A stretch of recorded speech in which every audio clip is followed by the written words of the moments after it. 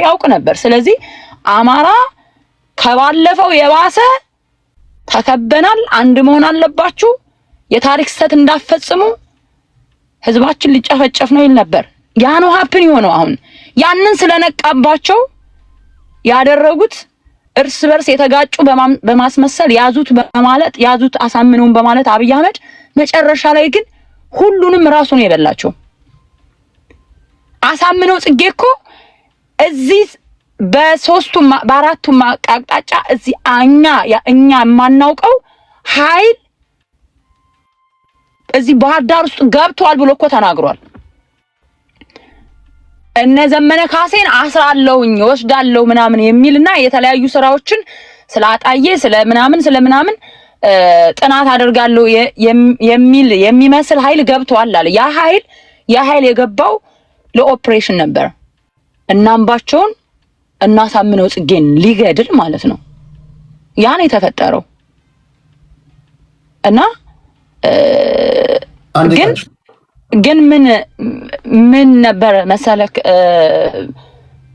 ቴዲ፣ አሁን ተደጋጋሚ ይሄንን በኤአይ ዛሬ ኤአይ በድሮ ቢሆን የዛን ሰዓት በተነገረው ቢሆን ኦኬ አሳምነው ነው ያ ድምጽ ይባል ነበር። ኤአይ ዛሬ እንኳን አይደለም ድምጽ ቀርቶ ሰዎችን ፊዚካሊ በቪዲዮ አስመስለክ አንድ ላይ ሲተኙ አንድ ላይ ወይ ሲሳሳሙ ምናምን ሁሉ መስራት ይቻላል።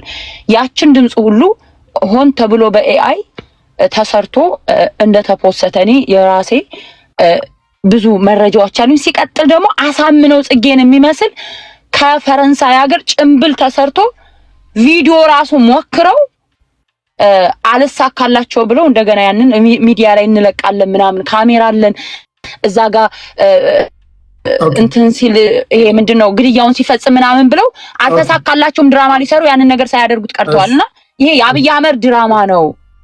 እርስ በርስ አማራዎች አልተገዳደሉም። ሁሉንም ያገደላቸው አብይ አህመድ ነው ብዬ ነው የማስበው እኔ። እውነቱም ደግሞ ያ ነው። ቴንክ ዩ። አንዳንድ ዙር ወደ እናንተ መጣለሁ። ታፕ አድርጉ። በነገራችን ላይ አሁን ይሄን ውይይት ቤታችሁን ከፍታችሁ ብትወያዩ 2 ሰከንድ አትደማመጡም። በተለይ በዚህ ርዕስ ላይ እኔ በመሆኔ ነው እዚህ ጋር የይዣቸው አፈኛቸው የተወያዩ ያሉት። እያመሰገንክ ታፕ አድርግ። 2 ደቂቃ አውሩ። እኔ አሁን ዘጋለሁ። እስኪ ቤታችሁን ከፍታችሁ በዚህ ርዕስ ላይ ተደማምጣችሁ አውሩ። አድማጭ ጤና ይስጥልኝ። ሰላም ነው። ቴዲ እንዴት አመሸህ? ደህና ነው ወይ? እግዚአብሔር ይመስገን። እያነሳን ያለነውን አጀንዳ ሰምተሃል? አዎ ሰምቻለሁ፣ እየሰማሁ ነው። ሰዎችም ትንሽ አንዳንድ ነገር ወደ ኦሮሞም እያመጡ ስለሆነ በዛ ላይ መልስ መስጠት ፈልጋለሁ ብዬ ነበር የገባሁት። ጉዳዩ በብልጽግናና በብአዴን መካከል ነው። ህዝብና ህዝብ አታርጉት ፕሊዝ። ስለዚህ ገዳዮቹ ኦህዴድ ነው ከተባለ የኦህዴድ ደጋፊ ከሆንክ እስኪ እንደ ኦህዴድ መልስ። በነገራችን ላይ ህዝብ አሁን ይሄ እኮ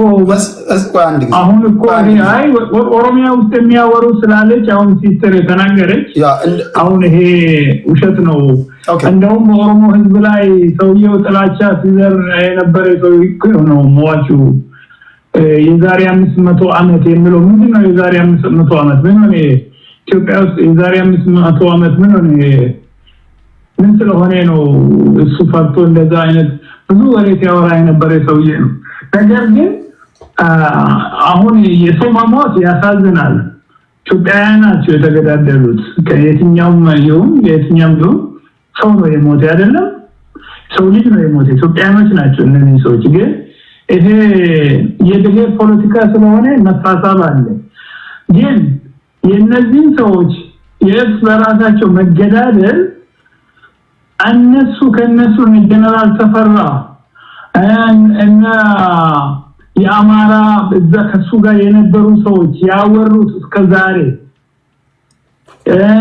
ይሄ ሰውዬ ጀነራል አሳምነው በስልክ ለሚዲያ የተናገረ ድምጽ አለ። እርምጃ ወስደንባቸዋል ያለ ሰውዬ አብይ ነው ያስገደለ ማለት ይሄ ውሸት ነው። ይሄ ፖለቲካ ይሄ የብሔር ፖለቲካ ትልቁ ችግሩ ምንድነው? ከዛ አካባቢ የሚነሳ ለምን ከኦሮሞ ስልጣን ያዙ ነው። ይሄ ነው ችግሩ። ይሄ ከሁለቱ ጽንፈኛ አሁን አብይ እዛ ውስጥ በምንም ተአምር የአብይ እጅ እዛ ውስጥ የለም። እርስ በራሳቸው ነው። እነ ጀነራል ተፈራ ያወሩት እስከዛሬ ያወሩት ውሸት ነው ያወሩት። ሰውየው አራሱ ስራውን መስራት አልቻለም፣ እያደራጀ ነው። እና ማንዋቄ ነው ነገር አቶዋቄ የሚባሉ አንድ ሰውዬ ሟታዶን እዛ ውስጥ እንዳደራጁት የዛሬ 500 የመጣብን ትግል አለ ኦሮሞ ተነስቶብናልና ነው ብሎ ነው ያን ሁሉ እርስ በራሳቸው በጎጀሜና በጎንደር መካከል ለመፍጠር ቅድም ያወራ ወንድም ትክክል ነው ያወራ። ምክንያቱም ይሄ እነሱና አምባቸው ጎንደሬ ናቸው፣ እነዚህ ደግሞ ጎጀሜ ከጎጀሙ ደግሞ ስልጣን ይይዛለን በማለት ነው እንጂ የአብይን ኦፒዲዮ ምንም እጁ የለበትም። ራሳቸው ነው እርስ በራሳቸው የስልጣን ሽኩቻ በማድረጋቸው ነው ህይወታቸውን ያጡ እንጂ በሞታቸው ማንንም የሚደሰት የለም። የነሳረን ግድያ ከዚህ ጋር ተያይዞ ይነሳል። የነሳረን ግድያ ማን የፈጸመው? የተቀናጀ ነው። እነሱ ጋር እንዲገደል ነው። አብይም እኮ ለመምታት እኮ ነው እነሱ።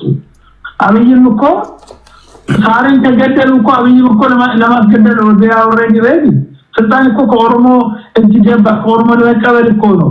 እንደውም እኮ አሁን ይሄ ከኦሮሞ ፖለቲከኛ እንደውም በደንብ አወሩም እንጂ እኮ አብይ እኮ ሊገደል ይችላል እኮ ይሱ ከተገኘ እንደ አሳምኖ ነው ያዘጋጀ። ይሄ ሳሬን ገደለ እኮ አሳምኖ ይሄ ሰውዬ ነው ያዘጋጀ።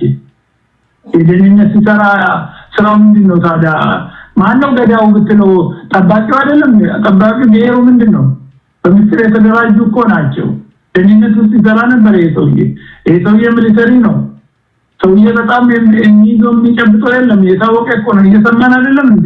ነበርን እኮ በህይወት እንደዛ ሲያወራ ሰዎችን ቄሶቹን ሰው አታሳርቁን ምናምን ብሎ ሲያወራ የነበረ ፍራስትሬሽን የነበረ ሰው ነው። እና ይሄ የማይሆን ፖለቲካ ባይሰራ ጥሩ ነውና ሁሉም ሰው ደግሞ ማንንም ሰው በሰው እውነትን ውሸትን እውነት ማድረግ አይቻልም። በጣም የሚከብድ ነው። ይሄ ሲወራ ኦሬዲ ያለቀ የደቀቀ ህይወት ነው ታሪክ ነውና እሱ ራሳቸው ነው እንጂ የተደረገ አብይ በምን ተአምር ሊገል አይችልም። እሺ ይሄ ውሸት ነው። ከልብ አመሰግናለሁ። እሺ አድማጬ፣ እሺ ቴንክ ዩ። ኦልራይት እሺ ሌላ አንድ ሰው ላስገባ። ጤና ይስጥልኝ። ሄሎ ቴዲ፣ ጤና ይስጥልኝ።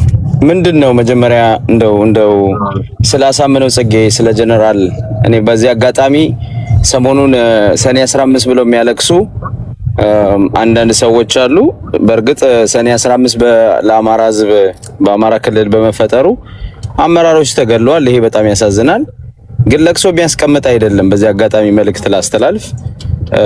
እርስ በርስ የሚገዳደሉ አብይ የሚያስገድላቸው ምናምንም የፈለጋችሁትን በሉ። በቃ ይሄ ያለፈ ታሪክ ነው። ለቅሶ የሚያስቀምጥ አይደለም። አንዱን ደግፎ አንዱን እየረገሙ የቁርሾ ታሪክ ለማስቀመጥ የሚሄዱ የኋላ ቀርና የባዴን ሰዎች በዚህ አጋጣሚ መልእክት ጀነራል አሳምነው ጽጌ አማራ አምጦ ከወለደው ጀግኖች መካከል ግንባር ቀደሙ ነው።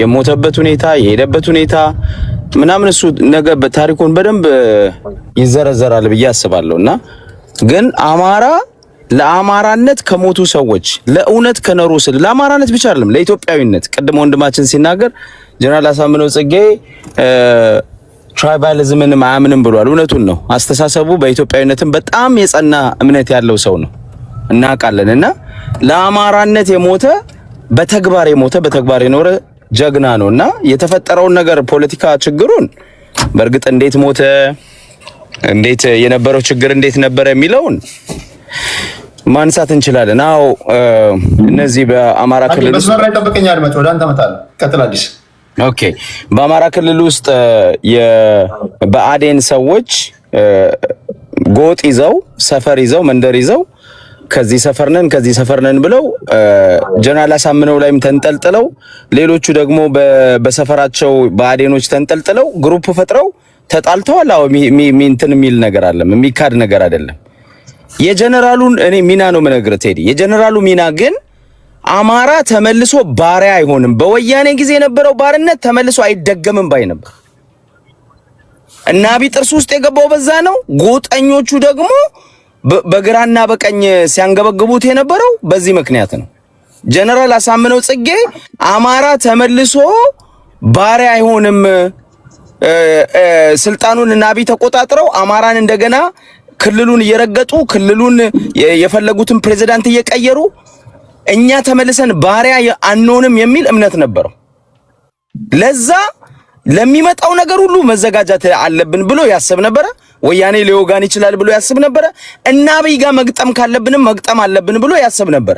ለምሳሌ ጀነራል አሳምነው ጽጌ ልዩ ኃይል ሲያሰለጥን እነ ብርሃኑ ጁላ አስፈራርተውታል። ያሰለጠነው ልዩ ኃይል ደግሞ በጣም አደገኛ ልዩ ኃይል ነው። መጨረሻ ላይ ሄዶ ቅራቅር ላይ ወያኔን መጥቶ የመለሰው ልዩ ኃይል ጀነራል አሳምነው ጽጌ ያሰለጠነው ልዩ ኃይል ነው። ኤክስ ወታደር የነበሩ በኢህአዴግ ውስጥ አማራ በመሆናቸው የተባረሩ ሚሊተሪ ሳይንስ የተማሩ ብዙዎቹ በውትድርና ውስጥ ያለፉ ሰዎችን ሰብስቦ ትልቅ ተቋም ነው የፈጠረው። አማራ ልዩ ኃይልን በደንብ አጠናክሮ ሰርቷል። እነ ጀነራል ብርሃኑ ጁላ አሳምነውን ጠርተው ግምገማ አድርገዋል። ምን እየሰራ ነው? ምን አይነት ያንተ የምትገነባው ጦር የመከላከያ አይነት ነው? እንግዲህ የመከላከያ መሳሪያ አልታጠቀም፣ ግን 10 ጊዜ መጥተው ያስፈራሩት ነበር፣ አቆም ይሉት ነበር። እሱ ደግሞ ምን ይላል? ኦሮሚያ ክልል 40 ጊዜ ልዩ ኃይል ሲሰለጥን እኛ 2 ጊዜ ስልናሰለጥን የምታስቆሙበት ምንም ምክንያት የለም፣ ክልላችን ነው ሀገሪቷ። ኦሮሞ 40 ጊዜ ልዩ ኃይል ካለው እኛም 40 ጊዜ ይኖረናል የሚል እምነት ነበር። ትግሬ 50 ጊዜ ካለው እኛም 50 ጊዜ ይኖረናል ብሎ ያምን ነበር። ራሱን አማራን በኃይል ማደራጀት አለብኝ፣ አማራ ራሱን የዛሬ 500 ዓመት ዘመን በፊት የነበረው አማራ ላይ የተቃጣው ጥቃት ተመልሶ እየመጣ ነው ይል ነበረ። አብይን በመደገፍ ጀነራል አሳምነው ጽጌ አብይን ይደግፍ ነበረ። ገና አብይ እሱን ስላስፈታው ብቻ ሳይሆን አብይ ወደ ስልጣን ሲመጣ ሪፎርሚስት ነው ብሎ የለውጥ አካል ነው ብሎ ይደግፈው ነበረ። በኋላ ላይ ግን በአዲስ አበባ ጉዳይና ወዲያውኑ በሚያደርገው እንቅስቃሴ አብይን ተረድቶት ነበረ። አብይን እነ ሽመልስ አብዲሳን የሚደረገውን የሚመጣውን ፖለቲካ ሁሉ አናሊሲስ ሰርቶ ቀድሞ ተረድቶ ነበረ። ጀነራል አሳምነው ጽጌ ከብአዴን ሰዎች ጋር የሚጣለው የነበረው የአብይ እነ ጀነራል እነማን ነው የክልሉ ሰዎች እና አሳምን እምናን ነው እነ ገዱ አንዳርጋቸው እና አምባቸው መኮንን እነ ደመቀ መኮንን የአብይ ገረድ ሆነው ያስቸግሩት ነበረ። የአብይን አጀንዳ ተሸካሚ ሆነው የአማራን ሳይሆን የአብይን አጀንዳ አስፈጻሚ ሆነው ከነሱ ጋር ይጋጭ ነበር። እኛ የማንም ባሪያ አንሆንም፣ አማራን ነፃ ማውጣት አለብን፣ ለዚህ መሞት አለብን ብሎ ያስብ ነበር። በዛ ውስጥ ግን ልክ እንደተባለው ቅድም የጎንደርና የጎጃም ጎጠኞች አሳምነውን ወደዚህ እየወዘወዙ ስልጣን ለመያዝ በስልጣን በምናምን ይጣላሉ። ዛሬም ድረስ የሚባሉት በሱ ነው። የሚያሳፍረው ነገር እና እውነት ነው። እነሱ የኢንተረስት ነበራቸው፣ የስልጣን ኢንተረስት ነበራቸው። የመንደር ጨዋታ ትናንት የሚጫወቱ ነበረ፣ ዛሬ የሚጫወቱ ነበረ። በዛ መሃል ግን አሳምነው ጽጌ ቴዲ አፍሮ አንድ ዘፈን አለው ለማን ነው ለንጉስ ቴድሮስ የዘፈነው ዘፈን አለ። ተዋከበና ወዲህ ዞር ቢል ሰው የለምና የሚለው ዘፈን እኔ ላሳምነው ጽጌ ይመስለኛል። ከዚ መሃሉ ላይ የሚያሉት ብአዴኖቹ ሆዳሞች፣ ጎጠኞች፣ መንደርተኞች አሳምነውንም አሳልፈው የሚሰጡ ነበሩ። ከላይ ያለው የፌደራል መንግስት አሳምነውን ብቻ ሳይሆን አማራን ቆርጥሞ ለመብላት የተዘጋጀ ነበረ እና አሳምነው በዛ ውስጥ የተገኘ ሰው ነው።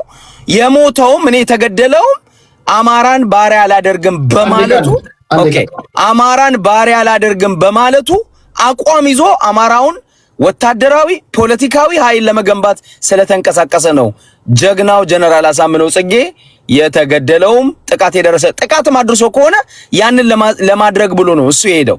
ግን ጎጠኞች ሰኔ 15 ብላችሁ የምታለቅሱ አልቅሱ። ማልቀስ ካለበት አማራ ለአሳምነው ጽጌ ነው የሚያለቅሱ። ኦነስትሊ ለእውነተኛው ጀግናው ለአሳምነው ጽጌ ነው የሚያለቅሰው። አመሰግናለሁ። ቴንክ ዩ። ጤና ይስጥልኝ አድማጭ ስልክ ላይ አለ።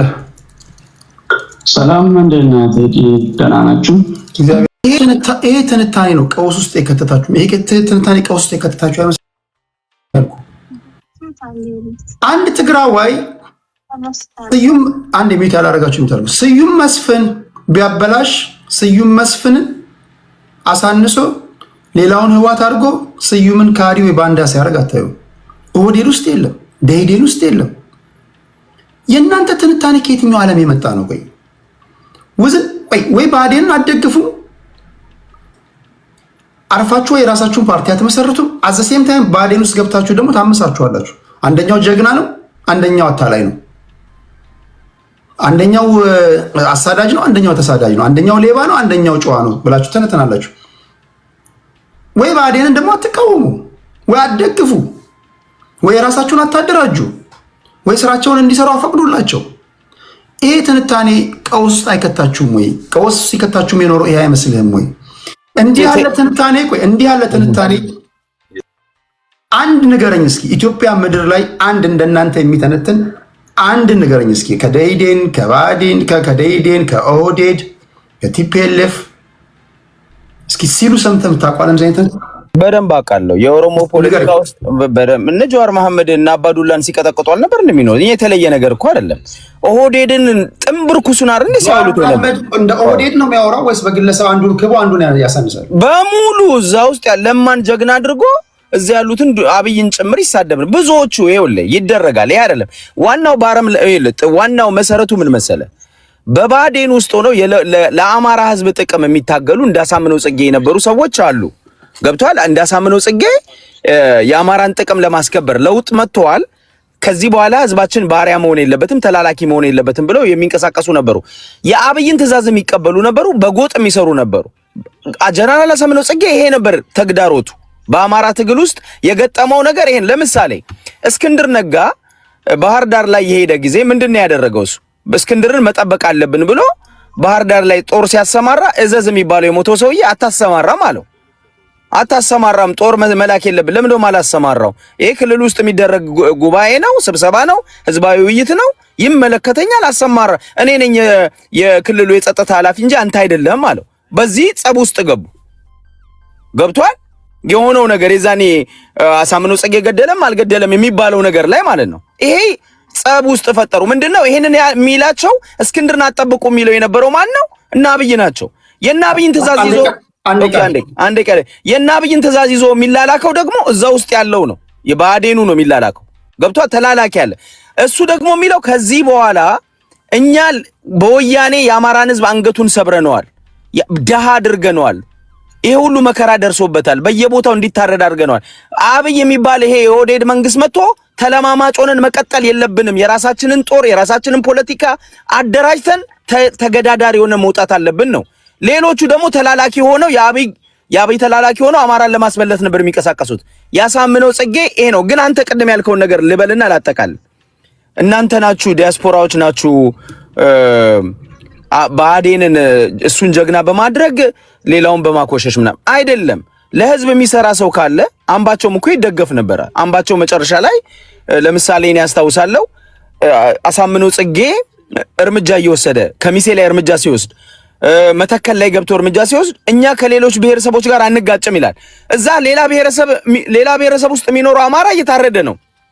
አሳምነው ያንን ማስቆም ይፈልጋል። ህዝብ ሲታረድ ቆም ያላይም። ለምሳሌ አበረ ምንድነው ያለው? የሞተው አበረ እኮ አበረ አዳሙ አማራ መተከል ላይ አይደለም ጦር ለምን የፈለገውን አያነሳም? ሄደን መከላከል አለ እኮ። አበረ አዳሙስ ምንድነው የደረሰው? ገብቷል አባባሌ? ስለዚህ ቆይ ላንድ ላርጋት። ስለዚህ አሳምነው ጽጌ የአማራን ኢንተረስ ለማስከበር በውስጥም በውጭም በጠላትነት የያዙ ሰዎችና በተላላኪነት ቁም ስቅሉን ያሳዩት፣ እሱ ደግሞ አልሸነፍም ብሎ ታግሎ በቃ መስዋዕት የሆነ ጀግና ነው። እና እኔ በዛ ነው ማየው። እኛ የምናለቅሰው የለም። አሳምነውን ግን ወደፊት ህዝቡ ያከብሯል። ሌሎቹ ሞቱ አልሞቱ እኔ ምንም አያገባኝ። ሆነስ አሁን ሁለት አይነት ነገር ነው ያለው። አሁን እዚህ ጋር መፋጠጥ ካለብን እንፋጠጣለን።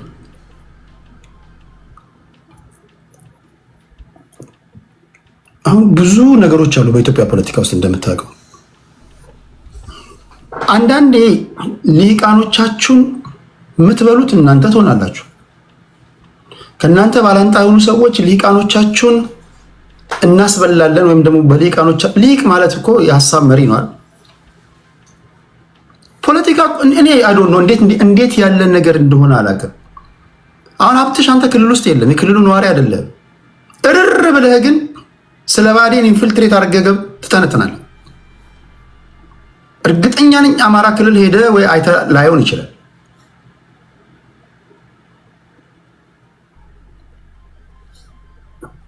አምባቸውም ሆነ እዘዝም ሆነ ምግባሩም ሆነ ብአዴን ናቸው።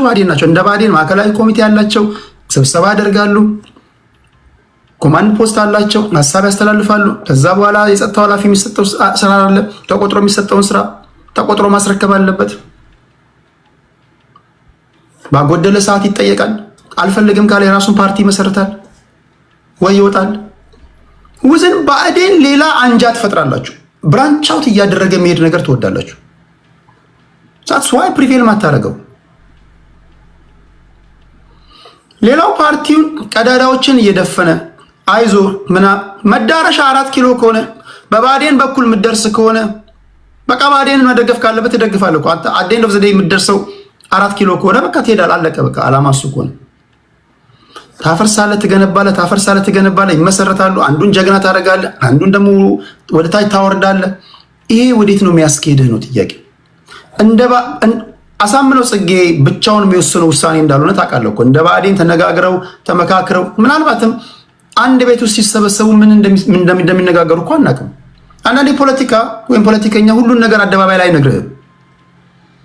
አንዳንዴ ብአዴን የምትጠቀምበት እኮ ብዙ ቦታ አለ። ኢንፊልትሬት እነዚህ አንደኛ የሚኒስትሮች ምክር ቤት ውስጥ ያሉ ሰዎች ናቸው። ምን እንደታቀደ ይነግሩሃል።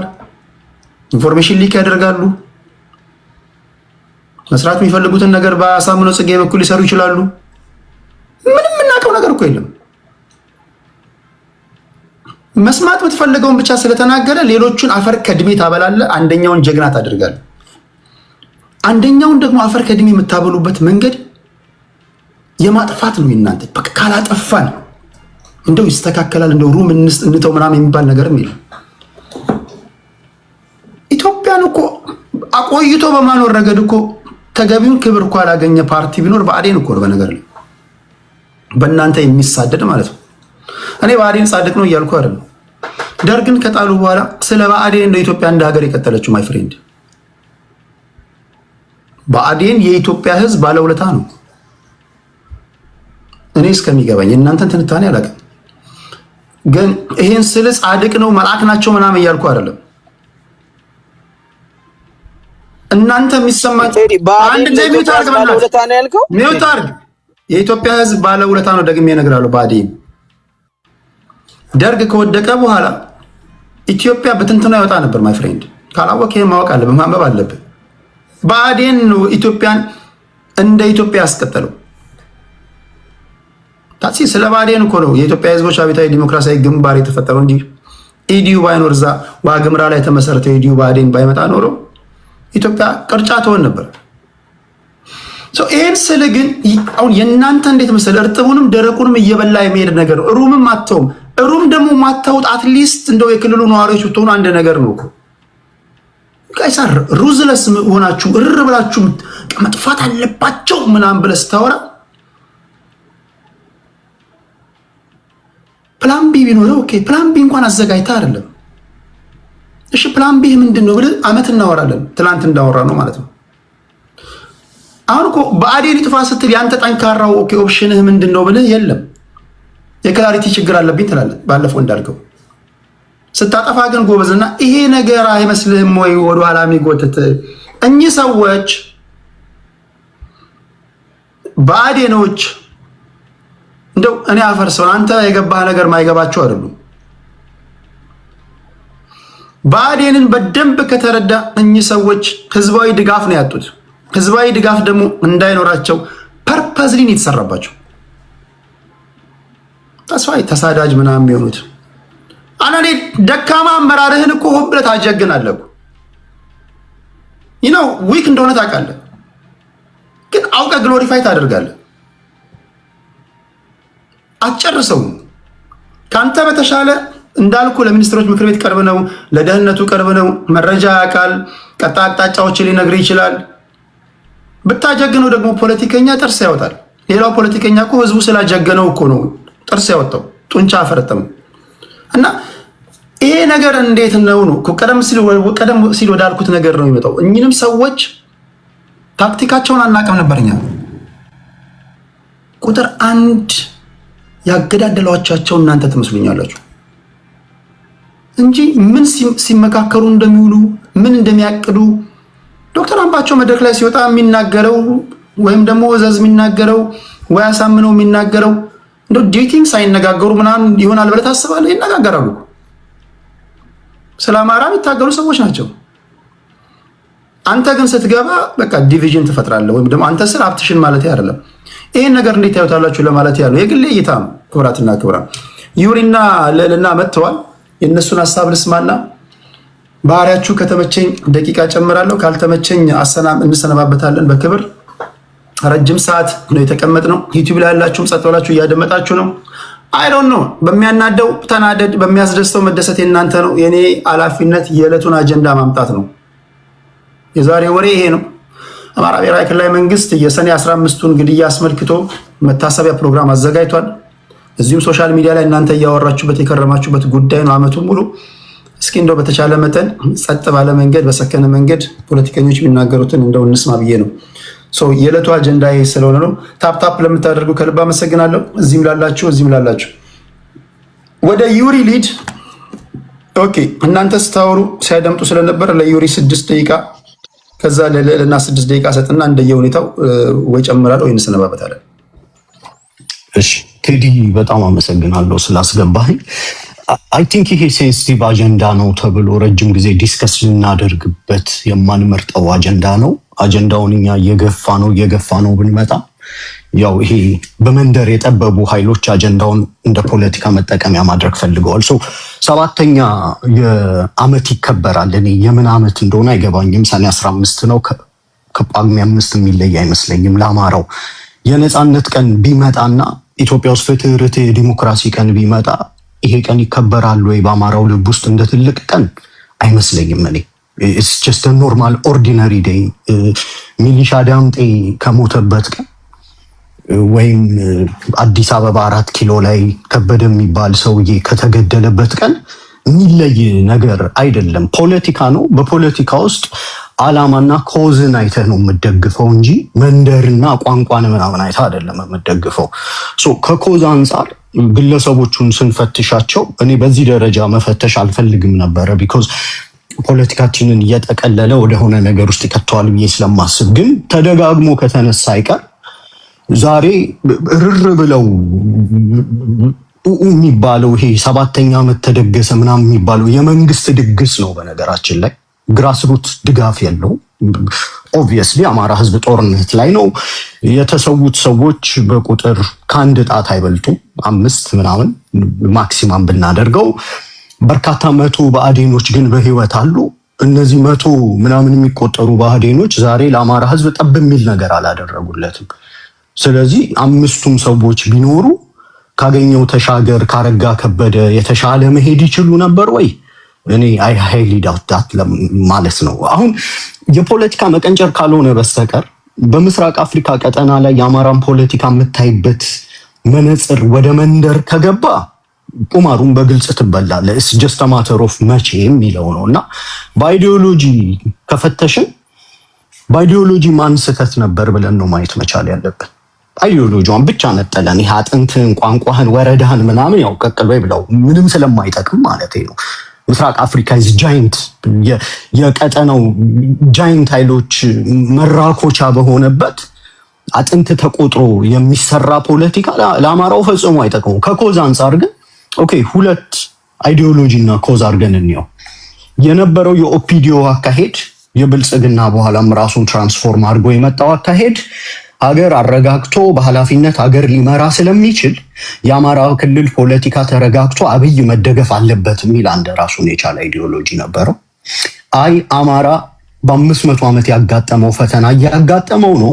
አማራ ከበባ ውስጥ እየገባ ስለሆነ በተለየ መልኩ ደግሞ ልዩ ኃይል ኮማንዶ ምንም እንዳይታጠቅ የሚደረግበት ፕሮሰስ ስለነበረ አማራው ራሱን አጠናክሮ ሚሊተንት ሶሳይቲ መፍጠር አለበት። ሁለተኛው አይዲዮሎጂ ነበር። በቃ ይሄ ነው።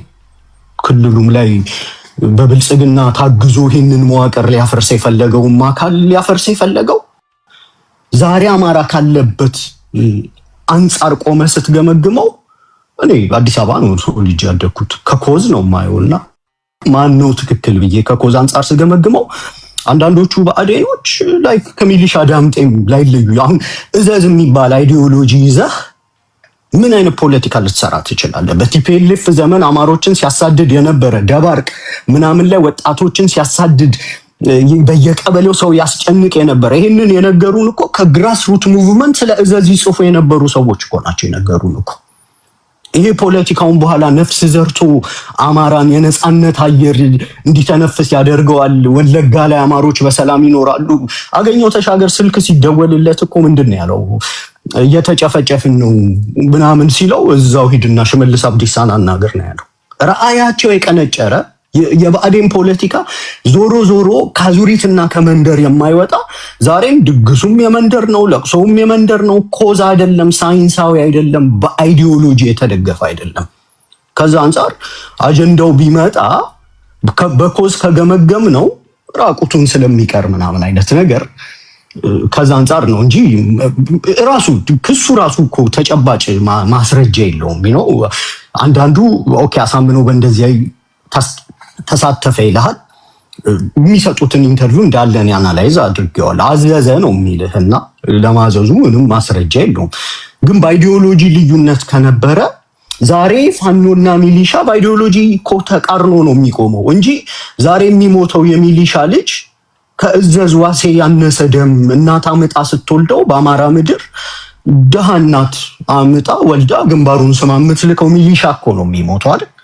በአይዲዮሎጂ የተሳሳተ መንገድ ላይ ስለቆመ በአይዲዮሎጂ ጥቅማችንን ማስከበር የሚችለውና በአይዲዮሎጂ እኛን ለዘላለም ገረድ ሊያደርግ የሚችለው የ300 እና የ400 ዓመት የፖለቲካ እጣ ፈንታችን ነው እየተጻፈ ያለው። በዚህ ውስጥ የምንሰራት ስህተት ነገ በመንደር እስክስታ ልትመታ ትችላለህ፣ የሆነ ነገር ልትተክል ትችላለህ። ልክ አሁን አኖሌን ያከበሩት በ7ኛው ዓመት በነገራችን ላይ እድል ሳገኝ በኋላ ላይ እመጣበታለሁ።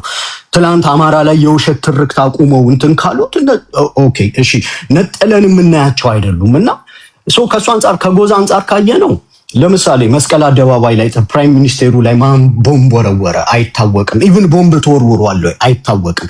ኦኬ ሰዓረ መኮንንን ማን ገደለው አይታወቅም። ብርሃኑ ጁላ ወደ ላይ ከፍ ማለት ነበረበት። ኪዮሱን ተጠቅመ ሰዓረን አስወግደዋል። ሚስቱ እየየ ትላለች፣ መልስ የለውም። ሃጫሉ ሁንዴሳን ማን ገደለው? መልስ የለውም። በቲ ኡርጌሳን ማን ገደለው?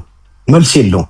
ለነዚህ ሁሉ መልስ ለሌላቸው ነገሮች በቁንጽል ወስዶ የሚደረጉ ትንተናዎች እኔ ጎጂ ናቸው ነው። ይኸውልህ እንደ መጨረሻ ሳስቀምጥ ለምሳሌ ባሮቱም ሳንጃራ በገዳ ገደለው።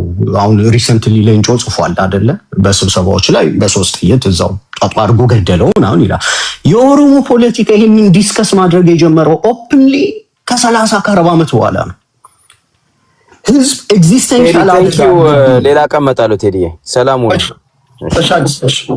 እሺ ቴዲ ደቂቃ እንጨርሻለሁ መሰለኝ። በቃ ሁለተኛ ዙር ከቀጠልክ እስኪ እናያለን። እሺ የኮሜንት አድራጊዎች ታፕታፕ ያደረጋችሁ ስላላችሁ ከልብ አመሰግናለሁ። 195,000 ላይ ነው ያለነው። ይገርማል።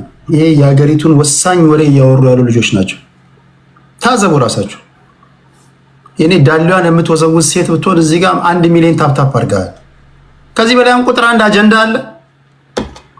የምገርም የምደንቅ ታሪክ እኮ ነው። እሺ ልልና ወደ አንቺ ልምጣ። ሰላም ነው ቴዲ፣ እንዴት ነው? አለን አለን።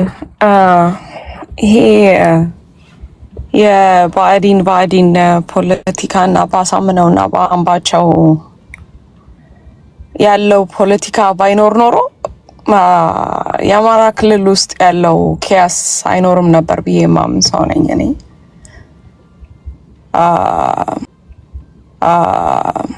ጥሩ ስራ ሰርተዋል፣ ድብና አድርገው ሰርተዋል። መጥፎ ነገር አላቸው፣ ድብና አድርገው አላቸው። ግን አማራ አለነሱ መትረፍ ይችል ነበር ወይ ብትለኝ ደግሞ በፍጹም በልተውት። አማራን የአማራ ጠላቶች በአጠቃላይ በልተውት ነበረ። ኢጓቸውን ኦን ሳይድ አስቀምጠው ማስተካከል የሚችሏቸውን ነገሮች እርስ በርስ ቴንሽኑ ባይፈጠር ኖሮ ትልቁ መንስኤው ደግሞ ያሳምነውና ያንበቻው ነገር ባይፈጠር ኖሮ አማራ አሁን ያለበት ደረጃ ይሄ በተለይ የዚህ 3 ዓመት እንትን ጦርነት በፍጹም አይፈጸምም ነበር። ኢንክሉዲንግ በቲፒኤልኤፍ ጋር የነበረው ጦርነት ላይ የነበረው ኢንሳይድ ኬያስ ማለት ነው። ትልቁ ችግሩ 2 ቦታ 3 ቦታ የሚጫወቱ አሉ ራሳቸው ውስጥም ማለት ነው። ትልቁ በሽታ የነበረው ያ ነው። ለማንኛውም ባሳምነውና ባምባቸው ነገር ላይ ግን ለኔ ሁለቱም የአማራ ጀግና ናቸው። ያምባቸው ገና ያልተነገረለት የሰራው ጀግንነት አለ። የሚገርመኝ ነገር ማለት ነው ለይሄ የጎጥ ፖለቲካቸው ምክንያት ብቻ ያምባቸውን እንደማይናርገ ያሳምነውን እንትን ያንቋሸሹታል።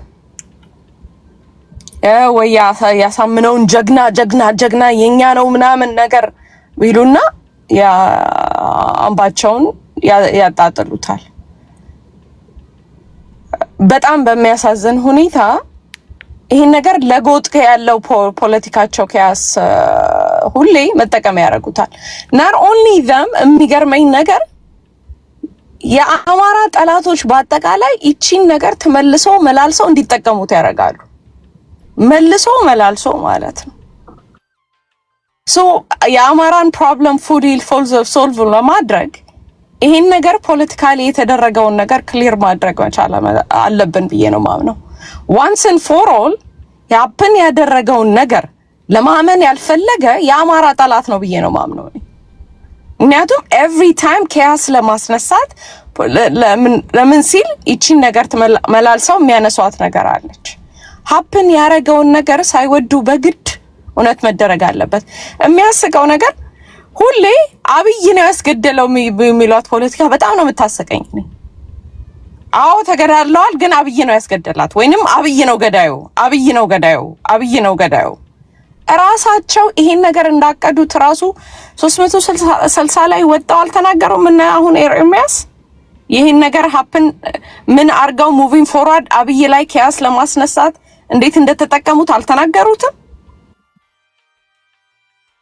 መልሶ መላልሶ ሀፕን ያረጋውን ነገር ለመደባበቅ ሳይሆን in reality በተለይ ለአማራ አስባለሁ አማራን ነው ፕሮቴክት ማረጋው ብሎ የሚያስብ ይሄን ነገር እንዴት አርገን ነው ሶልቭ አርገን ሙቪንግ ፎርዋርድ ማድረግ የምንችለው ካላሉ በስተቀር መቼም በተለይ ጎጥ የሚያማችሁ ጎጥ ላይ ያላችሁ ማለት ነው። አምናት ሳይኝ አንዱ ካንዱ ተሻላላችሁ እያልኩኝም አይደለም። ሁሌ እነሱም የሚጠቀሙት ባሳምነውን በኩል ያሉት የሚጠቀሙት ይቺን ጎጥ ኦን ፐርፐዝሊ ነው። በአምባቸውን በኩል ያሉት የሚጠቀሙት ኦን ፐርፐዝሊ ነው። አንዱን ለማዳከም እነሱ ፕሮብለማቸውን ሶልቭ ማድረግ ቢችሉ ኖሮ የአማራ ፕሮብለም ከ80% በላይ ሶልቭ ይደረግ ነበረ ብዬ ነው የማምነው። ለማንኛውም የእነሱን ጥንካሬና ግን ነው የምነግርህ። እንትን የሚገርመኝ ነገር ደግሞ በአማራ ፖለቲካ ላይ እነ ክርስቲያንን ብአዴን አይደሉም ብለህ ሌሎቹን በአሁኑ ያሉትን ብአዴን ስትሉ እና ስትሳደቡ ሳይ በጣም ነው የሚገርመኝ። ከክርስቲያን በላይ ብአዴን የለም፣ ከደሳለኝ በላይ ብአዴን የለም። አሳምነው ብአዴን ነው። ብአዴን የምትሏትን ነገር የአማራ ጠላቶች ጭንቅላት በተለይ ጭንቅላት ላይ ብሬን ዋሽ ለማድረግ የተጠቀሙባት ነች። ምክንያቱም አማራ ተቋም ከሌለው እንደፈለክ ገብተህ መበታተን ትችላለህ፣ ማባላት ትችላለህ። ተቋም ሳይኖር ያለውም ተቋም ይፍረስ። እንኳን እኔ የሚገርመኝ ነገር እንኳን ለአማራ ክልል ለኢትዮጵያ እንኳን ነው የኢትዮጵያ ጠላቶች እንኳን እኔ ያየሁት ያለሁት በእነሱ ሚዲያ የሚነገሩ ሜሴጆች ሲያዩ ይበረግጋሉ። ያንን ማያይ አማራ አለ? ያንን ያልገባው ፖለቲካል አንደርስታንድ የምታረጉት የአማራ ጠላቶች ናቸው ከውጭ እንኳን የሚመጡት ብላችሁ አይደል? ለነሱ ከነሱ ይመጣል ብለው የሚያስቧቸውን ነገሮች ሲበረግጉ አታያቸው። ኤኒዌይስ እኔ እስከዛሬ ድረስ ማቀው በተለይ በዚህ 3 ዓመት ውስጥ በዚህ 3 ዓመት ሳይሆን በዚህ 5 ዓመት ውስጥ ያ ክልል እነሱ ባይኖሩ ኖሮ አይተርፍም ነበረ። ወንድ ናቸው። that's all I can say Teddy. thank you.